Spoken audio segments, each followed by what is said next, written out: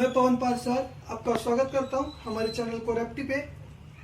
हमने परसेंटेज वाला chapter start कर चुके हैं और मैंने ये बताया था कि ये परसेंटेज वाला जो चैप्टर है बहुत इंपॉर्टेंट है एग्जाम पॉइंट ऑफ व्यू से। और कल हमने देखा था percentage to fraction conversion, fraction to percentage conversion, और हम परसेंटेज यूज क्यों करते हैं वो भी हमने देखा था। हम देखने वाले, मैंने जो कल 1/1 से लेके 1/16 तक जो फ्रैक्शन लिख के दिए थे उसको याद करने की जरूरत कैसे नहीं है और आप शॉर्टकट में उसको कैसे याद रख सकते हो। सबसे पहले 1/2, 1/3 और 1/5 कॉमनली सबको पता रहते हैं। ओके, 1/2 जो है 50% सबको पता रहता है, 1/5 20% सबको आता है और 1/3 जो है 33.33% सबको समझ में आता है। अब होगा क्या, 1/2 क्या है 50% और 1/2 क्या है 1/4 क्या है 1/2 का हाफ है। ओके, सो इस वजह से हमें करना क्या है, इसका भी हमें हाफ कर देना है। सो 1/2 50%, तो इसका हाफ क्या होगा 1/4 और इसका हाफ क्या होगा 25% होगा। सेम उसी तरह से हमें क्या करना है 1/8 का करना है। 1/8 क्या है 1/4 का हाफ है और इसीलिए हमने 25 का हाफ किया तो हमें क्या मिला 12.5%। अब हम करते हैं 1/6 का 1/8 का हाफ जो क्या आएगा हमारा 1/16 और परसेंटेज में क्या आएगा 12.5 का हाफ क्या आएगा हमारा 6.25। मतलब हमें जब भी परसेंटेज चेंज बोला या फिर इंक्रीज बोलो या फिर परसेंटेज डिक्रीज बोला, अगर 6.25 इंक्रीज बोला तो हमें फ्रैक्शन में लेना है 1/16 और 6.25% का डिक्रीज बोला तो भी हमें फ्रैक्शन में लेना है 1/16 और उसके अकॉर्डिंग हमें क्या करना है कैलकुलेशन करनी है। अब हम बढ़ते हैं, फर्स्ट फेज हो गया, सेकंड फेज की तरफ। तो सेकंड फेज में क्या है हमारा 1/3 की नॉर्मली वैल्यू होती है 33.33, मतलब 33.33 जो कि सबको पता होती है।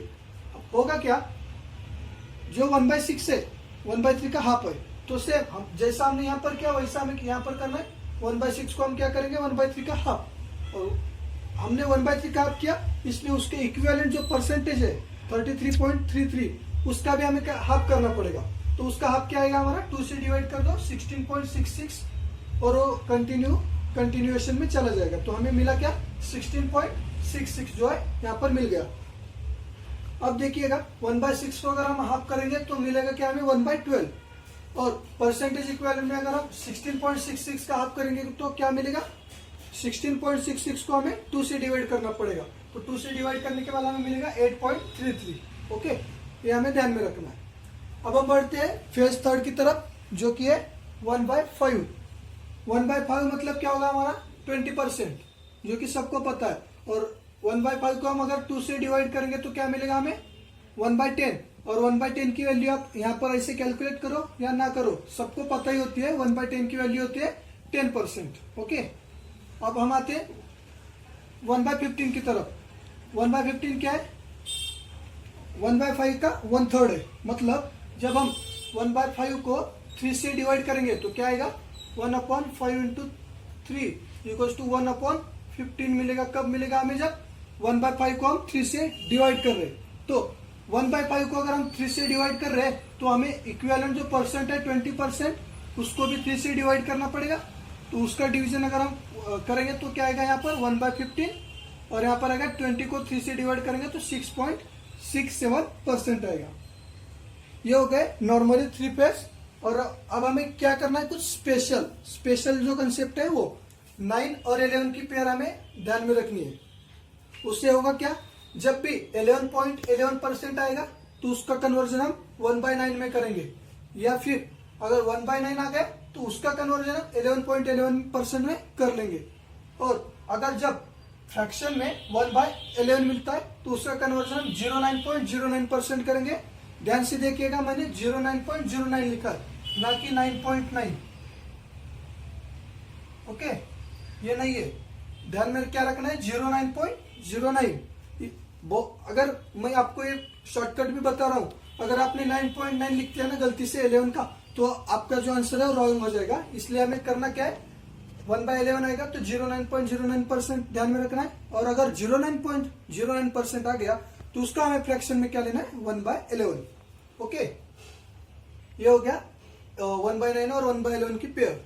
अब हमें स्पेशल है ये 1/13 जो प्राइम नंबर है और उसका हमें सेपरेट कैलकुलेशन करना पड़ेगा 100 डिवाइडेड बाय 13 और इसका आंसर आएगा 7.69% आएगा। ओके, ये हमें देख लेना है। और सबसे मेन, अब हम आगे बढ़ते पेज 5 की तरफ। 1/7, तो 1/7 हमारा क्या आएगा 14.28%। हमें क्या ध्यान में रखना है 7 2 14, 7 4 28, 2 और 4 हमें जो नेचुरल इवन नंबर की सीरीज जहां से स्टार्ट होती है पहले दो अंक हमें ध्यान में रखने हैं। कौन से 2 और 4, 7 2 14, 7 4 28। तो उससे होगा क्या 1/7 हमें मिल गया। तो अब हमें 1/14 कैसे मिलेगा, जब हम इसका हाफ करेंगे 1/7 का हाफ क्या आएगा हमें 1/14। और जैसा कि हमने लेफ्ट हैंड साइड में हाफ किया है तो उसके इक्विवेलेंट परसेंट की तरफ भी हमें हाफ करना होगा। तो 14.28% का हमें हाफ क्या मिलेगा 7.14%। ये हो गया ब्रीफ डिस्कशन, कैसे अब हम चीजें रिलेट कर सकेंगे और उनको शॉर्टकट में कैसा लिख पाएंगे। अब देखिए हमें ध्यान में मेजर कौन सी रखनी है। 1/2 तो सबको पता होती है, 1/3 भी सबको पता होता है और 1/5 भी सबको पता होता है। हमें ध्यान में क्या रखना है 1/13 एक, 1/2 पता है हम ये निकालेंगे, 1/3 पता है वो निकालेंगे और 1/5 पता है थर्ड कॉलम भी हम निकालेंगे। अब हमें ध्यान में क्या रखना है 1/13 एक हमें ध्यान में रखना है। दूसरा ध्यान में क्या रखना है 9 और 11 की पेयर होती है, ये ध्यान में रखना है। और जो थर्ड है वो है 1/7 और 1/14 को हमें ध्यान में रखना है। 1/7 के लिए हमें क्या करना है 2 और 4 का हमें इवन जो नेचुरल इवन संख्या है उसका स्टार्टिंग के 2 डिजिट हमें ध्यान में रखनी है। 7 2 14, 7 4 28 और उसका हाफ करेंगे तो हमें मिलेगा 1/14 और 7.14। सो ये था ब्रीफ डिस्कशन, कैसे अब हम रट्टा नहीं मारेंगे और कैसे ध्यान में रखेंगे। तो अब हम देखने वाले परसेंटेज चेंज। अब हम देखते हैं परसेंटेज चेंज का कंसेप्ट। परसेंटेज चेंज में हमें एक सबसे मेन है एक फॉर्मूला ध्यान में रखना है, ये वाला। इसमें है क्या final value minus initial value divided by initial value into 100। अब मैं आपको सब बताऊंगा फाइनल वैल्यू हम किसे कहते हैं, इनिशियल वैल्यू किसे कहते हैं, बेस वैल्यू किसे कहते हैं, सब आपको यहाँ पर डिटेल में बताने वाला हूँ। तो परसेंटेज चेंज का जो कंसेप्ट है वो समझने के लिए हम पहले एक सबसे बेसिक एग्जांपल लेने वाले। सपोज हमारे पास जो है 100 वैल्यू दी है, ओके। अब होगा क्या उसका प्लस 30% इंक्रीज हुआ है, मतलब 30% इंक्रीज हुआ है 100 में, तो उसका आंसर क्या आएगा हमारा 130 आएगा, सबको पता है। लेकिन ये आया कैसे, हमने क्या किया पहले 100 लिया, उसका 30% निकाला और फिर उसी 100 में हमने ऐड किया। क्या किया पहले 100 लिया, उसका 30% निकाला प्लस 30% ऑफ 100 किया। तो इससे होगा क्या हमारा 130 आसानी से हमें मिल जाएगा। तो इससे हमें समझने वाली बात है, हमने जो पूरा एक्शन जो किया किस पे, कौन सी वैल्यू पे किया 100 वैल्यू, 100 इस वैल्यू पे हमने पूरा एक्शन परफॉर्म किया। अब होगा क्या, हमें क्या करना है इस 100 वैल्यू को बेस वैल्यू कंसिडर करनी है। बेस वैल्यू क्यों, क्योंकि हम अभी तक जो एक्शन परफॉर्म किए प्लस 30% करना और एडिशन करना उस 100 को ही लेके किए ना, तो 100 क्या होगा हमारा बेस वैल्यू होगा। अब हमें ये ध्यान में रखना है बेस वैल्यू को हम इनिशियल वैल्यू भी कह सकते हैं फर्स्ट कंडीशन में। जब हम फर्दर आगे बढ़ेंगे तो उसको उस वक्त हमारी जो इनिशियल वैल्यू है चेंज होते रहेगी, लेकिन बेस वैल्यू भी हम उसके अकॉर्डिंग चेंज कर सकते हैं। अभी हमने परफॉर्मेंस किसके पे किया 100 पे किया, तो इस कंडीशन में हमारे बेस वैल्यू क्या है 100 और इनिशियल वैल्यू क्या है 100। अब फाइनल वैल्यू कब आएगी, जब हमारा एक्शन परफॉर्म होगा और हमें जो फाइनल जो रिजल्ट मिलेगा उसको हम फाइनल वैल्यू कहेंगे। हमने यहाँ पर किया क्या था 100 का 30% इंक्रीज किया था, उसके बाद हमें क्या मिला 130 मिला। अब हम इसको कह सकते हैं फाइनल वैल्यू, ओके। तो क्वेश्चन में कैसा होता है, कभी कभी फाइनल वैल्यू और इनिशियल वैल्यू दिया रहता है, तो आपको पूछा क्या जाता है कि इसमें परसेंटेज चेंज कितना है। तो आप क्या करोगे final value minus initial value 130 minus 100 divided by initial value क्या है इस कंडीशन में 100 इंटू 100, ये कहां से आ गया? फॉर्मूला में से 100 कैंसिल हो गया, 130 में से 100 गए, बचे कितना? 30। और यहाँ पर आप देख सकते हो 30% इंक्रीज हुआ। यहाँ पर कोई साइन नहीं है, मतलब प्लस आएगा। अगर कैलकुलेशन करते समय आपका अगर यहाँ पर आता 100 माइनस 130 तो क्या आता? निगेटिव साइन आता। निगेटिव साइन आता, इसका मतलब क्या हो रहा है? वहां पर परसेंटेज डिक्रीज हो रहा है, उतना परसेंट का वहां पर डिक्रीज हो रहा है, वो हम नेक्स्ट लाइन पे देखने वाले हैं। अब हो गया क्या? 100 पे प्लस 30 इंक्रीज हुआ तो हमें मिला 130। तो इस कंडीशन में फाइनल वैल्यू हो गई, इनिशियल वैल्यू हो गई। अगर क्वेश्चन में फाइनल वैल्यू और इनिशियल वैल्यू दिया तो परसेंटेज जो चेंज है इस फॉर्मूले से निकालेंगे। और क्या होगा? अगर आपको परसेंटेज चेंज दिया है 30%, तो सीधा हम क्या अप्लाई करेंगे? पहले 30 को क्या करेंगे? फ्रैक्शन में कन्वर्ट करेंगे। कैसे करेंगे? 30 मतलब क्या होगा? मैंने जो 1 से 1/16 तक दिए थे उसमें तो 30 नहीं था कहीं पर भी, लेकिन इतना पता है हमें 10 था, 10% था। तो 30 क्या होगा? 3 इंटू 10 होगा। 3 इंटू 10 इज टू 30 होगा ना। तो 3 इंटू 10 इज इक्वल टू 30। तो हम 10 को क्या लिखे थे? 10% को 1/10 लिखे थे। तो 3 इंटू 1/10 होगा क्या हमारा? 30%। सो हमारा फाइनल में आ गया 3/10। ये हम किसको लिख सकते हैं? 30% को। उसके हिसाब से हम कैलकुलेट करके फाइनल वैल्यू हम निकाल सकते हैं। कैसे निकालेंगे? 3/10 इंटू 100, ये क्या हो गया? 3 इंटू 10 30 हो गया। और इस 30 को हम 100 में ऐड करेंगे तो हमारा 130 मिल जाएगा। मैंने दोनों तरफ से आपको करके बता दिया। अब होगा क्या? नेक्स्ट कंडीशन में अगर हम मूव करेंगे, यहां पर क्या है? फाइनल वैल्यू 130 है, लेकिन अब क्या बोल रहा है? 130 का अगर हम -30% करेंगे तो आंसर क्या आएगा? अब इस कंडीशन में होगा क्या हमारा? इस कंडीशन में क्या होगा? इसको हम इनिशियल वैल्यू कंसीडर करेंगे। क्यों कंसीडर करेंगे इनिशियल वैल्यू इसको हम? क्योंकि ये नेक्स्ट स्टेप है। अब हमें क्या पूरा जो कैलकुलेशन है, पूरा जो एक्शन है 130 पे परफॉर्म करना है, इसलिए इस कंडीशन में हमारी बेस वैल्यू 130 होगी और इसीलिए इनिशियल वैल्यू भी हमारी 130 होगी। हमें करना क्या है? -30% करना है, मतलब 130 का 30% डिक्रीज करना है। और होगा क्या? 91 कैसे आया? 130 माइनस 30% को क्या लिख सकते हैं हम? 3/10। वो कैसे लिख सकते हैं? अब भी मैंने जस्ट 2 मिनट पहले बताया।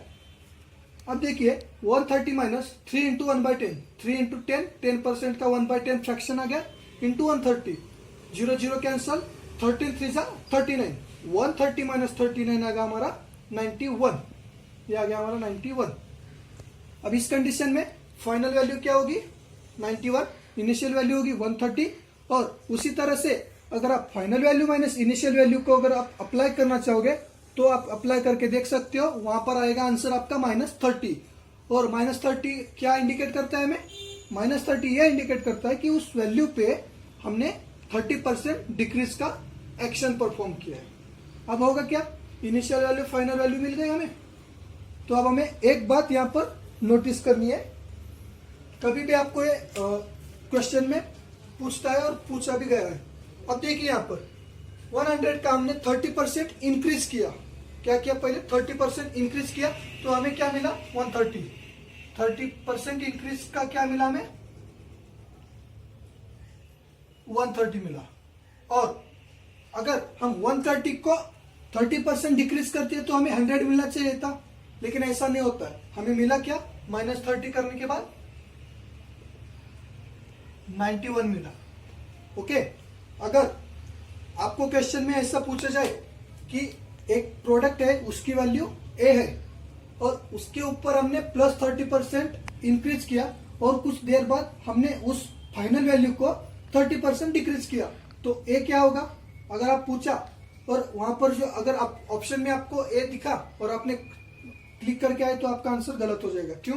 क्योंकि अगर हम यहाँ पर ए मानेंगे 100 और कुछ परसेंटेज चेंज मतलब 30% चेंज, फाइनल वैल्यू हो गई हमारी 130। और इस 30% पे जो हमने पॉजिटिव चेंज किया था उसका हम निगेटिव चेंज कर देंगे। तो होगा क्या? हमें मिला क्या? 91। और हम इसको बोलेंगे बी। अगर आपने बी की वैल्यू ए है ऐसा अज्यूम करके वहां पर ऑप्शन में टिक करके आ गए तो आंसर गलत होगा। क्यों? क्योंकि यहाँ पर ए 100 है और बी 91 है। ये बात हमें हमेशा ध्यान में रखनी है। अगर किसी भी वैल्यू पे कुछ परसेंट पॉजिटिव का चेंज करते हैं और उस पॉजिटिव चेंज वाली वैल्यू पे हम उसी निगेटिव वैल्यू से हम डिक्रीज करते हैं तो हमें सेम वैल्यू नहीं मिलती है। मतलब 100 पे हमने 30% इंक्रीज किया, हमें 130 मिला, और 130 का हमने 30% डिक्रीज किया तो हमें 91 मिला। इससे हमें यह समझना चाहिए कि किसी भी प्रोडक्ट की वैल्यू पे अगर हम इंक्रीज करके उसी वैल्यू का डिक्रीज करते हैं तो हमें सेम वैल्यू नहीं मिलती है, कुछ अलग वैल्यू मिलती है। और इसका जो एप्लीकेशन है नेक्स्ट लेक्चर में हम देखने वाले, जब हम बहुत सारे क्वेश्चन सॉल्व करने वाले। तो अगर आपको ये वीडियो दिल से अच्छा लगा होगा और अगर आपको कुछ कंसेप्ट समझ में आए होंगे और आपको हेल्पफुल लगा होगा तो वीडियो को दिल से लाइक कर दीजिएगा और शेयर और सब्सक्राइब कर दीजिएगा। Thank you.